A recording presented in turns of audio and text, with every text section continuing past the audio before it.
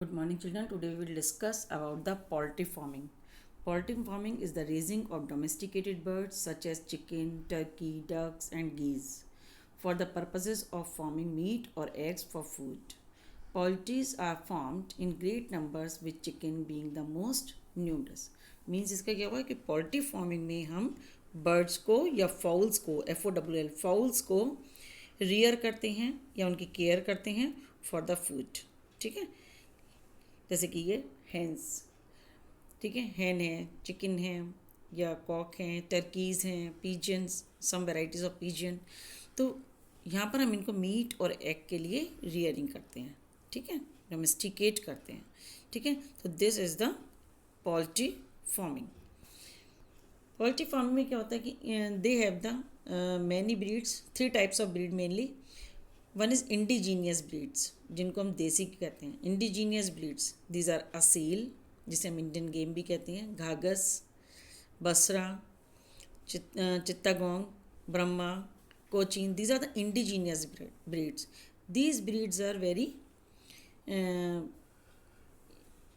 High immunity power. इनके अंदर इम्यूनिटिंग power बहुत ज़्यादा होती है.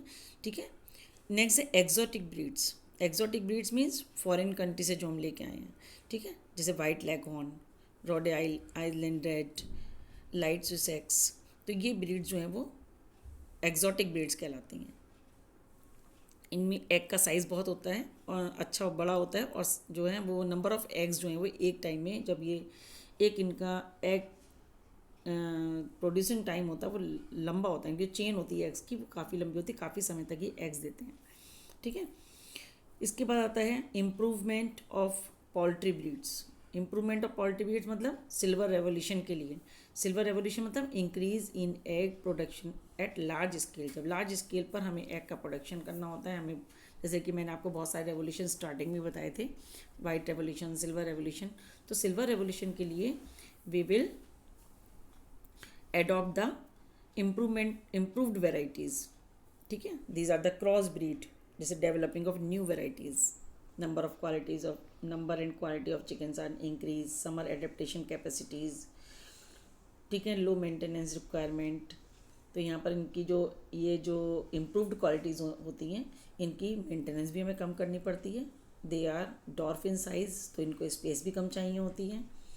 Number and quality of chicks ये बहुत ज़्यादा देते हैं, जिससे कि ज़्यादा इनकी ब्रीड्स होती हैं, ज़्यादा नंबर इनके बढ़ जाते हैं, और जिससे कि प्रॉफिट ज़्यादा होता है. नेक्स्ट आता है पोल्ट्री डिसीजेज़. इनको डिसीज़ कौन कौन सी लगती हैं और कैसे लगती हैं. These birds suffer from many diseases cause by bacteria, fungi, viruses and parasites along with nutritional deficiencies. और इन सब के साथ इनको न्यूट्रिशनल डेफिशिएंसीज भी हो जाती हैं. जैसे कि इनको कोई अगर हम अच्छा फूड ना दें तो इनके अंदर डेफिशिएंसी डिसीजेज भी हो जाती हैं. This can be prevented by. इन सब बीमारियों को हम कैसे दूर कर सकते हैं? क्लीनिंग से, सैनिटेशन से, स्प्रेइंग ऑफ डिसइंफेक्टेंट्स जैसे इंसेक्टिसाइड या बैक्टीरिया को मारने वाली मेडिसिन्स. ठीक है, डिसइंफेक्टेंट्स हम स्प्रे करते रहें तो ये जम्स जो है मर जाएंगे, जिससे कि इनमें ये डिसीज़ नहीं होगी. Poultry farming offer advantage like investment involve in small. इसमें इन्वेस्टमेंट बहुत कम होता है.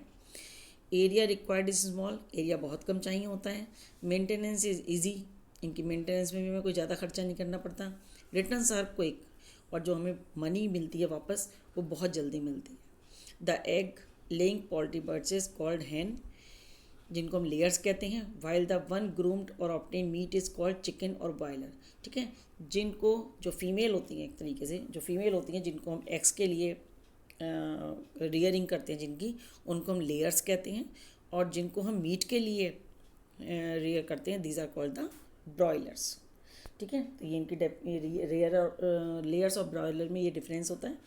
ब्रॉयलर्स फॉर मीट, ये मोटे होते हैं, हैवी होते हैं. ठीक है, तो इनको मीट के लिए पाला जाता है. Broiler chickens are raised primarily for their meat. Chickens can be ready to harvest around 6 weeks of age. जैसे ये 6 वीक्स के होते हैं, then they are ready for the meat. Layers for eggs, जिनको एग के लिए पालते हैं, जो फीमेल होती हैं, उनको हम लेयर्स कहते हैं. Hens begin laying eggs around 4 months of age. जब ये 4 month की हो जाती हैं तब ये एग देना स्टार्ट करती हैं. A good hen lay 1 egg a day, lay egg year around, पूरे ईयर एग देती हैं, ठीक है। लेकिन जो कम ज़्यादा अच्छी क्वालिटी की नहीं होती वो 3 और 4 मंथ्स के बाद ब्रेक लेती हैं, ठीक है। तो ये डिफरेंस हो गया लेयर्स एंड बर्ड्स, ठीक है। This is the over about the poultry farming.